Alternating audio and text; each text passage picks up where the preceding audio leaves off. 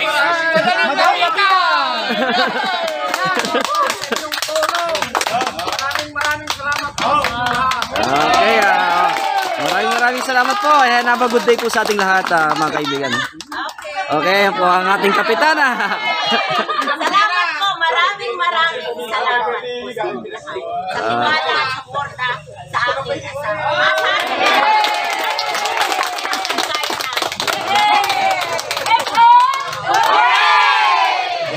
Ayan po, nakakatuwa naman po dito sa Ayan po.